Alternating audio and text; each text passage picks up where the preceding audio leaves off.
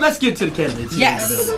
Ms. Vi Lyles and Mr. Joel Ford. Yes. Both running for mayor here of Charlotte. So let me ask both of you, what would be your first order of business if you were to win the race as mayor? The first thing that I want to do is get the children that are living in these weekly hotels into a home. You know, the economic opportunity study said the most important thing is that kids get an education.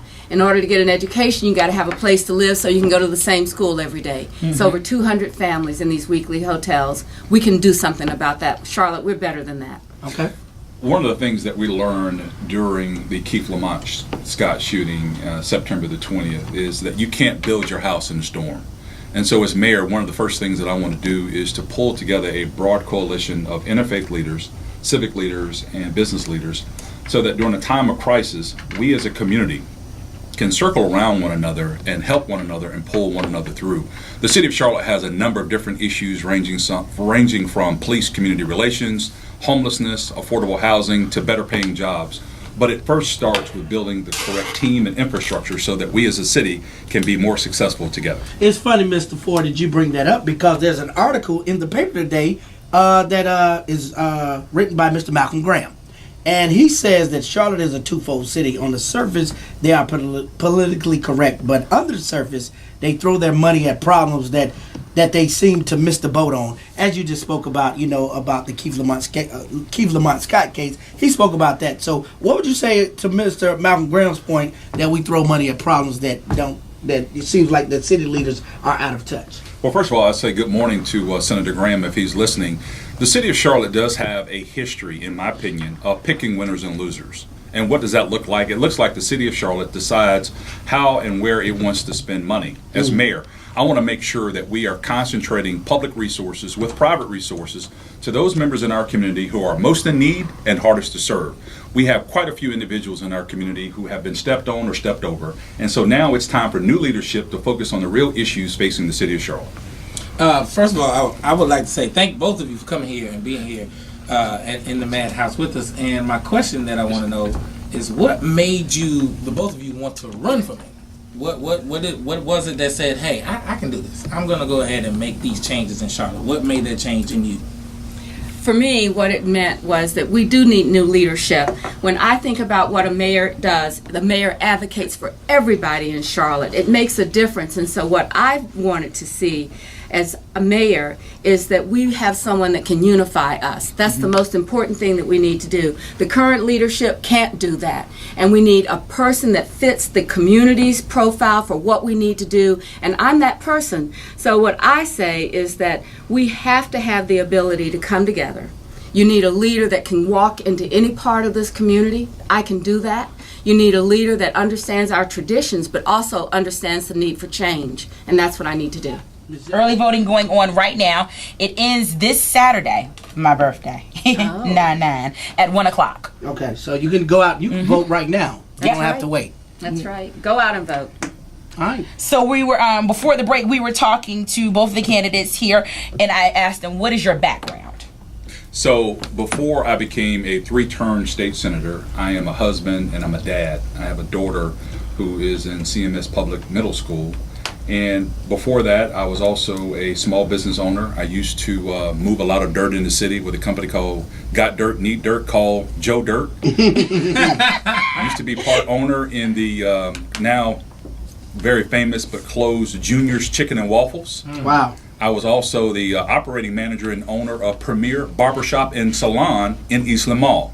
Okay, and I remember had that. the good fortune to working with No Grease and partnering up with them to take over that business model. So I have a small business background, a legislative background. I've also spent a number of years in this community serving and volunteering for the Stratford Richardson YMCA off of West Boulevard, former chair of the Charlotte Housing Authority, and also working with the Renaissance West Initiative off of West Boulevard and Billy Graham. And so economic mobility is a big passion and issue for me. And so before I ever got elected, before I ever asked anybody for one vote, I was serving and volunteering in this community.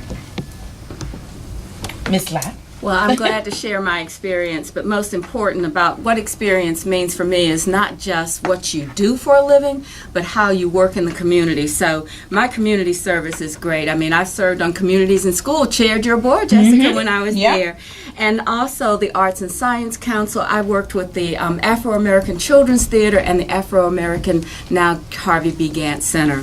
So a lot of that is around the work that I've done, but my experience is really around governmental work. I've been the city's budget director. I did over 23 budgets without a tax increase. I have served as assistant city manager, reaching out, working on neighborhood improvements and affordable housing. I have my own business. It's Vi Lyles Consulting, where I help women of color become leaders in their businesses by coaching them in leadership efforts. So my background is that I'm a mom. I am a grandmother. I have two beautiful 1- and 2-year-old granddaughters. And then I also am a breast cancer survivor. So I know what it's like when you have to go through a really tumultuous time in your life and how you have to make choices. And then finally, I've really just been someone that cares about this community. I love Charlotte in a tangible way. And that's what makes me get up every day thinking about what we can do. Both of you are parents. I'm a parent as well here in Charlotte. Born and raised here in Charlotte. As mayor, what would you do about Charlotte's gun problem? Because it definitely has a gun problem here in Charlotte. As a concerned parent, that is one of my concerns, having a teenager out on the streets, you know, going out to different places and wondering if he is going to come home. So what would you do about Charlotte's gun problem? Well, one of the things that I think it's important for us to understand, and for disclosure purposes, I am a concealed weapons carry permit holder. And so I do believe in responsible gun ownership and gun safety. And so one of the first things that we can't do is that we can't ignore it and we can't run from it. Right. So as it relates to this rising crime wave that we have in the city of Charlotte, in my opinion, we're going to have to create more jobs. It's extremely frustrating for me to be on the state level to look at the local government level and see the different decisions that are being made, but not affecting those who are most in need and who are hardest to serve. And so if you take a look at gun violence in the city of Charlotte, there are a number of things that I think that we could do, but first and foremost, creating better paying jobs would definitely help pull these idle minds off of the streets and give them something constructive to do and putting some money in their pockets. Mm-hmm. One of the very first things in talking with our chief, Kerr Putney, he says, you know, you need to be a responsible gun owner. Many people leave guns in their cars, and then kids come along, and just like in any neighborhood, this is all over Charlotte. Don't think that this is just where people of color live, but all over Charlotte. They'll have a gun, they'll leave it in the car's unlocked, some kid just walks in, picks up whatever they see, and they pick up a gun. And that gun takes a path towards violence in the city. So we need to have responsible gun ownership. And I encourage you, if you have a gun, put it, and you're leaving it in your car, they are safes that work for cars. So do something about that.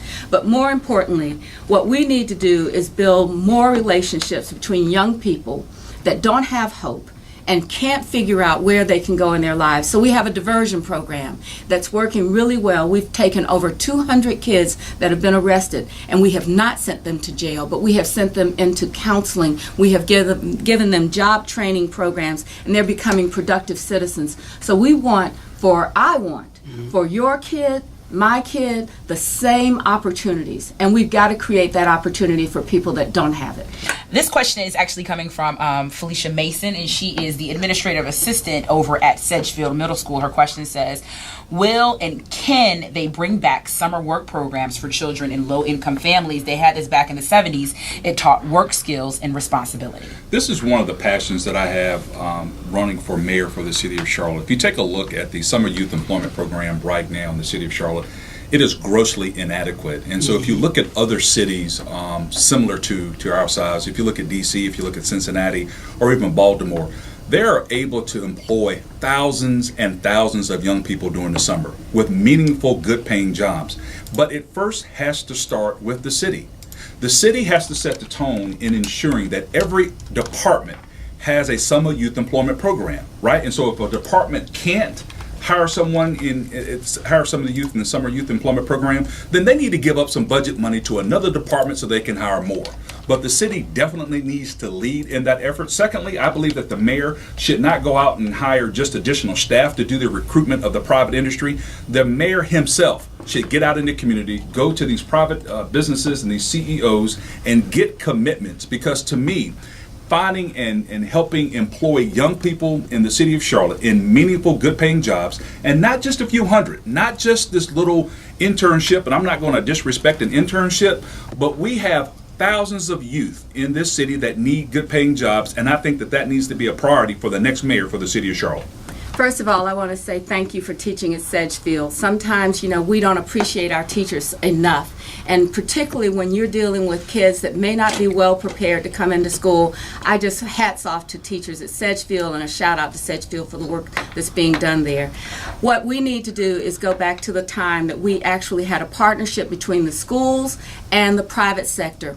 When I see opportunities that we could have people working at Belk after school or working in anywhere, that's where you learn the value. I lived on a street growing up where everybody got up every day going to work, and we need to create that opportunity working with the school system to connect kids to jobs that can pay them something. When you're 15, you need some cash in your pocket. You just can't walk around like that. And so if you have that opportunity, if it's not there for you right now, we need to create it. We need that partnership between the school system and our employment sector. Well, before we go to commercial break, I got to ask both of you this question, because both of you are business owners. Have you yourselves employed youth? Because you're business owners, Vi and Joel, you're business owner as well. Have you employed youth for the summer or any time? Absolutely. I've employed youth in a number of different businesses, and one of the things that I always enjoy is exposing young people to different opportunities. Even if a young person doesn't know what they want to do, I would encourage them to get involved in a lot of different things, and I just trust and believe through hard work and dedication, it will click for you, and you will find your purpose and your passion, and you'll be able to pursue it. But in the city of Charlotte, I want to help you as mayor to be successful. This is personal for me. I don't know how many of you know Kim Graham, who works at the Charlotte-Mecklenburg Housing Partnership, or a young man named Kevin McCain. I had both of them as young people. Kevin is now in Atlanta. He's head of something in radio, and he was a person that grew up in Belmont, and I worked with him as a kid, and now he's a successful parent. Kim Graham over at the Housing Partnership, I employed her when she was at JCSU. Hey. All right, and now look at her. She's doing so well. So not only have I employed people, but I've mentored people. Erica Ellis Stewart, Ann Tompkins, our former U.S. attorney, people that I've really connected with and said, you can do this. You can contribute when you didn't think you could. And whatever support is needed, all of us need to reach out and help people do that. All right, Charlotte's plugs. These are the two candidates we have inside the Maddhouse today, and we reached out to all of them that, Yes. they could have been here today, but, these are the two that chose to come. And we appreciate that. We have another question that's coming in off Facebook. This one comes from Paul Petway. It says, what partnerships does the city have to assist ex-offenders re-entering our city from prisons? We have many of those partnerships. We work with ECHO, we work with the county, we have a program that is run by the Charlotte Police Department. I'm going to give a real shout out to our Chief Kerr Putney. This year he partnered and brought in over 40 youth that were on this path that had been arrested, and he said, we're going to have a summer program. We're going to talk about what it takes to be a good citizen in this community. And he actually led that group, a summer program, and all of those kids had the opportunity to see career opportunities, what it took to be in a career. They went from small businesses to our large businesses, and we talked about what does it take to be a good citizen. So that's one of the things that we're doing. We've always supported in our community, we don't want people to go to prison, but when you come out, you ought not have to worry about getting a house or a place to live. You ought to be able to get a job. Inside our organization, inside the city, we employ people that give them a second chance. And we're asking every employer in the city, when we have the opportunity to say there needs to be a second chance, we do that. We have a number of different programs in the city of Charlotte, but one of the issues that I have with the city is a lack of directing of those public resources to those programs that are going to help make our ex-offenders, our ex-felons more successful. And so again, I'm going to go back to small businesses. If we can help create a small business environment so that small businesses can be successful. I know personally, having owned a barbershop, what getting a license to be a licensed barber can do for someone who is an ex-felon. I was able to see barbers who are able to work in Eastland Mall and gross over $5,000 per week. Gross. And so it can be done if we are strategic, if we are collaborative in working with community partners in the city of Charlotte that know how to bring about small businesses and hire those folks in our community who I really sincerely believe want to do better, want to do right, but when there are no opportunities, they're a resort to doing or going back to a lifestyle which put them in jail in the first place. And so as mayor, I think it's important for us not to just campaign on it, but for us to be real about it. And so when we do get into office, we do what we say versus the first thing. If you take a look at this mayor and this previous council, what was their first major action that they took when they got in office? It wasn't working with ex-offenders. Well, let me ask you this. Everybody in the city of Charlotte knows about the Keith Lamont Scott case and everything that happened afterwards. You know, the mayor was called to the mat, and of course the police chief. A lot of folk in the community feel like, you know, they both should have retired or resigned. How do we improve the relations between the police chief, the city council, the mayor's office, and the community of Charlotte? By electing Vi Lyles for mayor. So what's See, that's a problem, right? So yeah, it's a really big real problem, and it's not funny. Yeah, because this city is still hurting, and we have not healed. And so, if you take a look at what happened, and then so the city, the local leaders want to talk about this letter that they wrote. A letter is no good if you don't put action and put some money behind it. Mm-hmm. And so we talk about affordable housing. So the city of Charlotte had this opportunity, a great idea. And let me say this to you. Good ideas don't have a gender, race, or political affiliation to it. A good idea is a good idea. And so there was an opportunity to redirect some money to put it into affordable housing, but the council voted against it. And so either we're going to make real on these promises to improve these neighborhoods, or we're going to continue to lie to people, give them the head fake, and keep people frustrated. And so when people take to the streets and they start rioting again, you know, people are going to wonder why. I'm not going to wonder why, because we are not making real on the promises to bring meaningful employment opportunities to those neighborhoods where people who are most in need and hardest to serve. This is extremely frustrating to me, and I'm passionate about helping our people. But when we have elected officials who don't want to be accountable, who are not doing what they say they're going to do, folks, we have to go to the polls and vote. So if affordable housing is important to you, you need to go vote. If better paying jobs is important to you, you need to go vote. And so unfortunately, let me say this to you, my last point. If the local elected officials were campaigning and doing what they say they were going to do, I would still be in the state legislature. You know, they have not fulfilled their promises, and so therefore I'm Joel Ford and I'm running for mayor for the city of Charlotte. Sometimes I want to ask my good friend, the senator, he can always tell us what's wrong, but what would he do what would he do as a plan? What would his day one be to do all of this? So when you talk about a statement, we put $1 million into job training. We had a budget of $250,000. We put $1 million in there, and we are working that through Goodwill, through the Urban League, through Central Piedmont. So don't say that we've lied to our public. That's really, I think, just a terrible accusation for people that work every day trying to serve the public. So when you talk about when you have a $2.4 billion budget, and then you're going to talk about throwing $1 million like that's a lot of money. You threw $500,000 for rental tax place. If you take a look at I want to say $3 billion budget, and you got $300,000. But let me say this: all that, you know, affordable housing is fine and dandy. We just want to know in the community, how can we stop the police from shooting us in the street? How can we stop the police from killing us and getting off the hook? That's what we want to know. So, I want to be very serious here because we've had another officer-involved shooting last night. And so when we start talking about how do we stop this, it is a serious issue. One more death, one more officer that's going to go through this time and this difficulty.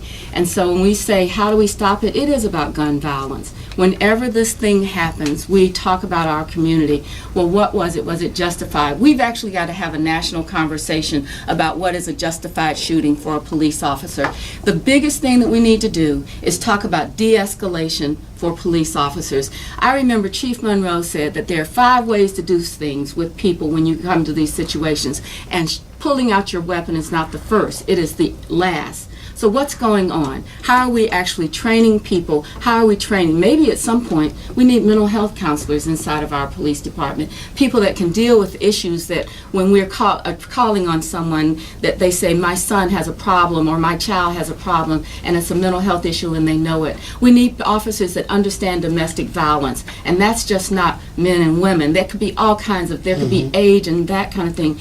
So what I want to say is that this is a very difficult issue. And whenever we have these incidents happen, we've got to be thoroughly involved and engaged with it.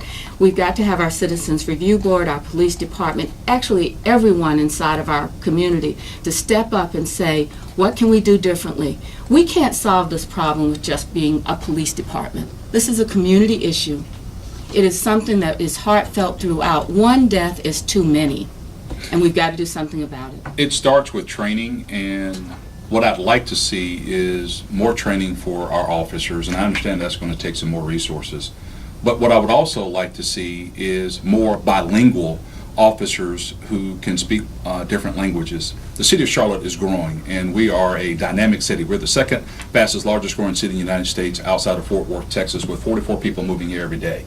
But we don't have enough bilingual officers on the Charlotte-Mecklenburg Police Department. And so, as mayor, I want to make sure that we prioritize our budget so that those resources are going to where they're needed the most. The second thing is that the city of Charlotte has over 200 vacancies in the Charlotte-Mecklenburg Police Department. That's not correct. That is a problem for me, because when I go to communities all over this city, especially in East and West Charlotte, it is taking 45 minutes to an hour for officers to respond, if they respond at all. If you go off of Beatty's-Ford Road in Catherine Simmons, we have a little apartment complex over there they call the Carter.